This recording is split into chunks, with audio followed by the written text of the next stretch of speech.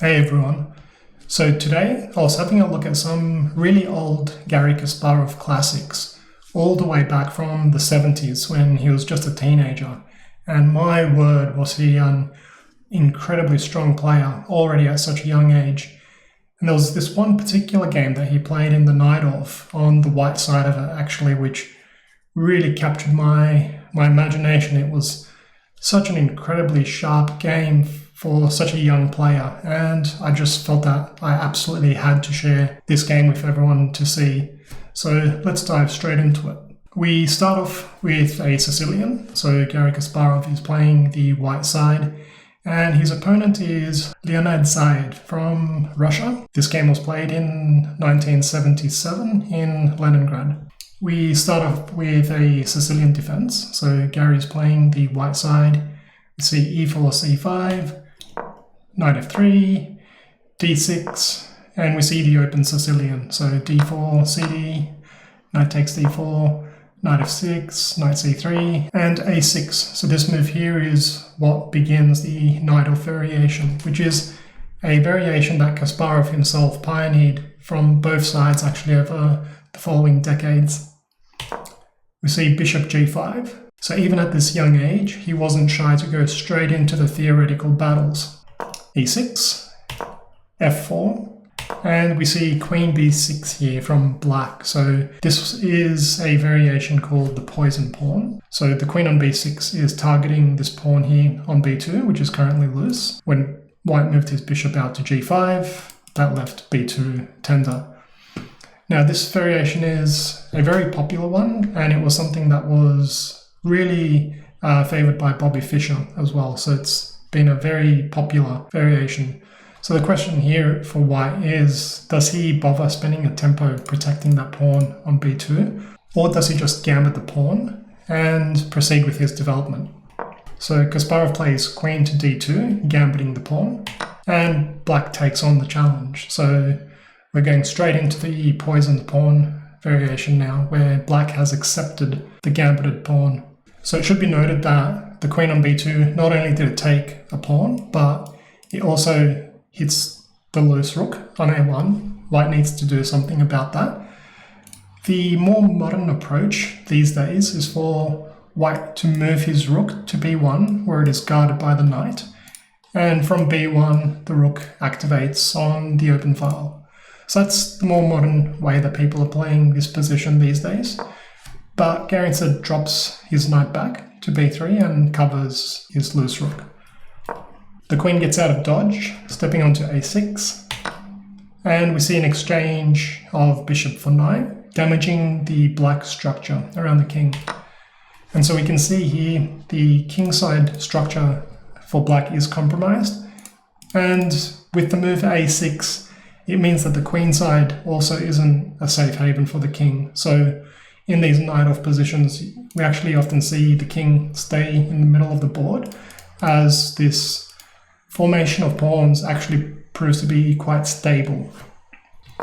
See bishop e2 and knight d7. So both sides are just getting their troops out to the battlefield. White castles, and he's pretty much fully developed now. He's got all of his minor pieces developed. The queen has been activated as well, and the rooks are connected as well. So white has fully mobilized his army, and he's ready to start thinking about how he proceeds with his attack. Black, on the other hand, still has quite a bit to do with development. So there's the question of where do both of the bishops belong, also the rooks as well. We see h5. So this is a pretty common Sicilian move. You'll see h5 being played in a lot of different variations. It is a multifaceted move. Not only are you gaining space on the queen side, but in many variations for white, actually white would like to place an attacking piece, either the bishop or the queen, onto that h5 square, where it pressures f7, which is quite tender. So h5 is a way of black actually occupying that square himself, preventing a white piece from landing on that square. Kasparov centralizes his queen, putting pressure on f6, which is currently guarded by the knight, but also with an x-ray on the rook as well. b5 from black, gaining space on the queen side and opening up the possibility of developing the bishop to b7. Kasparov drops his knight back to b1, booting the queen out of that advanced position. Black steps back with his queen, offering an exchange. So does Garry go for the exchange, or does he look to keep queens on the board? So Garry declines the queen trade by intercepting his pawn and blocking the black queen from being able to exchange. So at this stage, black would really want to avoid opening up lines pretty much anywhere on the board, because his king is stuck in the center, and if we start opening up lines here, we can start to see a lot of activity for the white pieces to start streaming into black's position. So black chooses to try to keep things as closed as possible, especially as he is very underdeveloped at this stage, and there's a question mark around how safe his king actually is in the center. Now Garry lashes forward with f5, looking to create some weaknesses that he can start targeting, and bishop e7. So black simply develops and allows the exchange. This central formation here with the 3 pawns is nice and sturdy for the time being, but what white managed to accomplish is he's managed to open up some near lines for his pieces to get active, developing the knight, and the queen retreats back to a more central position on c6. Garry plays a3, challenging black's queenside structure and looking to open up even more lines. If we go back one move, really the only piece in white's camp that isn't participating or isn't very active is this rook here, and there's a question mark on how some of the minor pieces increase their activity as well. So Garry plays a3, looking to activate his rook. The pawn is exchanged, and instead of recapturing, Garry moves his king out of dodge. Black activates his rook, and white recaptures. So the idea here is that pushing forward with d5 and opening up that x-ray on the rook actually isn't possible right now, because a recapture with the pawn, either pawn I guess, would actually be striking the queen with tempo. So if we just have a look at that for a moment, let's say black tries to unleash his bishop on the rook, we actually just simply take back. We are striking the queen, so black needs to do something about that. And after even just simply recapturing, we've opened up so many lines against the black king that this position is virtually unplayable for black. So no d5 at this stage. Black is looking to keep things nice and solid around his king. Instead, he offers another trade of queens, and of course Kasparov declines, so he's now got some pressure along the a file, but at the moment it's currently guarded by the bishop and the queen. Black centralizes his knight, putting pressure on c4, which is an isolated pawn, and he might potentially in some lines have some ideas of coming into these dark squares here, especially with the queen on b6. That could be a very nasty combination. Now this next move is a really fascinating move and just goes to show how incredibly strong Kasparov was at such a young age. In this position, he plays his pawn from c4 up to c5, with a sacrifice of a pawn. So we can see that this square is actually well covered by black, with the bishop x-raying through as well. And white only covers that square once. So it is a complete sacrifice of a pawn with no intention of winning that pawn back in the near term. Instead, what he does is he plants his knight on to c4, where he's striking the queen and also starting to pressure some of these dark squares close to the black king. A purely positional pawn sacrifice here from Kasparov. The queen drops back, and white reinforces that knight. So if any time black were to exchange that knight, it would simply be replaced by another knight. And that is an absolutely fantastic outpost for this piece, as there are no pawns on the b file or the d file, so that knight can never be challenged by any pawn, so it is there for the long term. It gets exchanged and simply replaced by the other knight. And black activates his rook, so he's trying to get activity. He doesn't want to sit around passively. So Garry pushes forward with e5, looking to open up even more lines against black's position. Black takes the pawn, and now let's just have a look at this. We have two minor pieces against two minor pieces. Black has the bishop pair as well.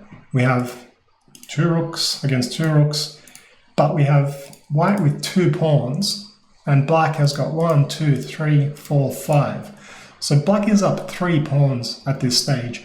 Now, okay, they're not the healthiest looking pawns, but still 3 pawns is a lot of material to be up. And all of these pawns that Kasparov sacrificed, he did so in a way where it was quite clear that he has no intention of recapturing these pawns anytime soon. So these have been purely positional pawn sacrifices. The first one on b2 was to gain development. This second pawn on c5, when he pushed forward c4, c5, was to get himself this square, this glorious outpost for the knight. And now an additional pawn sacrifice here to open up lines against the black king. So 3 purely positional pawn sacrifices from Kasparov. Not just 1, but 3. The queen moves across to d1, and now we're starting to target some of the loose pawns.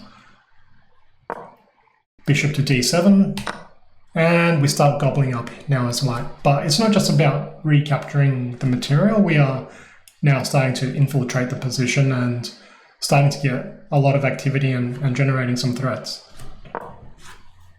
Black pushes forward with his h-pawn as it was under threat, and there weren't really any, I guess, viable ways of protecting that pawn on that current square. And Garry plays h3, giving himself some space for the king and also preventing black from pushing forward himself and damaging the structure. If Garry had allowed h3 to be played, we can see that with that opening there'd be an immediate threat actually of queen b7 forking the king and the rook. So Garry prevents that with h3. And in this position there is a massive threat by black, so the simple and quiet looking queen to b7 in this position would be simultaneously threatening checkmate in 1 and also hitting the loose rook on a6 as well. So absolutely huge threat in this position here. And Garry plays rook to e6, so he sacrifices the rook. So it appears that the rook can just simply be picked up here by the bishop. And when I was first playing through this game, that's the question that came up in my mind. So can black just simply take that rook? But the point is that this check here is absolutely crushing because the king has nowhere to go. The only way you can really do anything to avoid checkmate is by starting to throw away his pieces. So it turns out that this rook on a6 can't be captured. So instead, black tries to run away, as that king on e8 proved to be quite vulnerable with h5 being up for grabs. And this goes all the way back to that point that we made in the opening phase of the game of why black often plays h5 himself, is generally to stop a white piece from landing on that square. So now we can see in some of these variations just how potent of an idea that is for white to get a piece such as a bishop or a queen onto h5.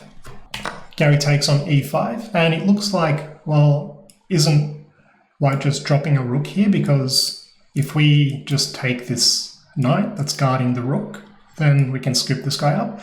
But the point is that a recapture here with the bishop actually hits this loose rook on g8. So a lot of tactical ideas and possibilities here in this position. Black indeed does take the knight, and instead of recapturing with the bishop, Garry plays this incredibly strong centralizing move with the queen. So he's now forking both rooks, and as we can see here from the engine analysis, it's a pretty dire situation now for black. So black takes on h2, and this looks like an absolutely incredible move here. So what on earth is going on here? So it looks like initially that if white were to take that rook, that you just lose your queen to this pin here. But actually that bishop can't move. It's an important detail in this variation because it is pinned against the king, right? So that bishop can't come to c6 and win the queen. But we need to look at other possibilities for black. If white were to take that rook, he can first kick that queen away, and once the queen moves, then that allows the bishop to activate itself onto g2. So some really fascinating ideas here by black with his sacrifice on g2. So Garry instead takes the rook on c4 with his bishop, and once again we need to note that the bishop is pinned against the king. Black steps his rook back, and he's now also threatening h3 as well, which would come with check. And Garry checks from behind, and at this stage it's really impossible and in a practical sense to defend this with black, as all of white's pieces are just starting to flood through now. He drops his queen back, another check, the king steps back, and the final touch now, bishop to f7. So the idea here is that stepping onto a dark square would open himself up to a really nasty discovered check. But he has no other choice because his only other option is covered by the queen. So he has to step into the discovered check. Garry drops back to e6, striking at the king. Black tries to make a run for it. And now we see this incredible quiet looking move, queen to a1. With some really nasty discovery ideas against the black king. So for example, if black were to completely pass at this stage, he'd simply give a check and win the queen. But what was really fascinating to me was that this position here is actually a draw. So black had an opportunity here to save the game. So there's this stunning move that saves a draw for black. Bishop to c6. Taking advantage of the opened king and the fact that we have g2 available to our rook as well. So say for example, if the white king were to try to escape these checks by stepping up, it's actually white who is losing this position. So black would first give a check and he'd walk into a discovered check where he'd lose his queen. So absolutely incredible that in this position here, black actually had a saving move with bishop to c6 and holding the draw. Unfortunately for black, he did not see that continuation and he tried to step his king out of that discovered check. Now, unfortunately for black, this doesn't work due to a sequence which Garry did himself see, but it's still incredibly tricky. If I were to have this position in a real over-the-board game, I'd still be very worried as white because our king is incredibly exposed along these diagonals. So you can see the black pieces suddenly appearing on these light squares and giving a lot of counterplay. And with this rook on b6 as well, I'd be very worried as white in this position. But Garry had it all worked out at such a young age of 14 years old. Absolutely incredible. There is only really one crushing sequence here for white, and Garry found it. So it starts off with queen to c1, putting the king in check. If black tries to simply step back with his king, then giving the check results in a very quick mate. So he can't really step back. If he tries to step back to g7 instead, we can come through to f7 as that square is guarded by our bishop. So the king can't really move anywhere. Black chooses to intercept with his bishop, and Garry snaps that piece off the board. And his idea is that, well, what happens if black simply takes this rook? We give a check on f6, and notice that the rook is pinned by the queen, so black cannot interpose. He must take a step back, and he loses connection with that rook, and it's a quick checkmate. So he cannot simply retake that rook, so black first gives a check. And there is this move here that absolutely seals the deal for white, as the only source of counterplay for black really was this long light square diagonal with the combination of the queen and the rook. And with that possibility shut off, the rest of the game is just a formality at this stage. Black tries giving a check, but the king simply steps forward and black in this position resigned, as there is nothing left to do here. If black tries to give another check, white simply takes that rook and does so with a discovered check. The queen is hanging as well, so there's really nothing to be done here. So black resigned. What an absolute peach of a game here by young Garry Kasparov, showcasing some brilliant tactical and attacking understanding. But not only that, this game started off with 3 positional pawn sacrifices. Absolutely incredible. So I hope that everyone enjoyed that game as much as I did.